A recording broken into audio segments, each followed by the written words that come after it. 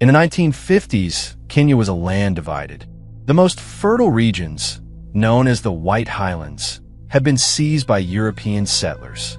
Rich farmland was turned into private estates, while the native Kikuyu people, the largest ethnic group in Kenya, were forced into crowded reserves, stripped of their land, and made to work for those who had stolen. Resentment brewed for decades, but by 1952, it reached a breaking point. A secret movement rose from the shadows, the Mau Mau.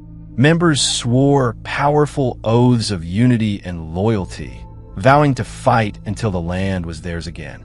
Armed with homemade rifles, pongas, and whatever they could find, they took to the forests and launched a guerrilla war against the British Empire.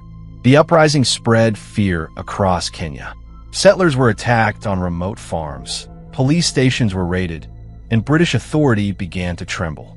To the colonial government, the Mau Mau were branded as terrorists. To the Kikuyu, they were freedom fighters. The British response was swift and brutal. A state of emergency was declared. Thousands of troops poured into Kenya, supported by loyalist African militias. Entire villages were rounded up.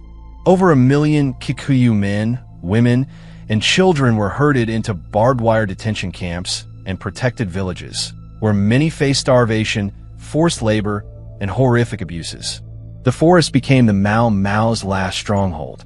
Fighters like Dedan Kimathi, one of the most legendary leaders, waged a relentless campaign, striking from the shadows and vanishing into the rugged Aberdare Mountains.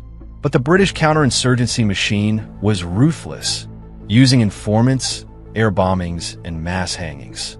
By the end of the war, over 10,000 Mau Mau fighters and sympathizers were killed, while only around 100 European settlers had died. And yet, the Mau Mau had changed everything. Their struggle exposed the brutality of colonial rule to the world and ignited the fire of independence movements across Africa. In 1963, just 3 years after the last Mau Mau fighters laid down their arms, Kenya finally achieved independence. The Mau Mau uprising was not a clean war. It was bloody, messy, and controversial.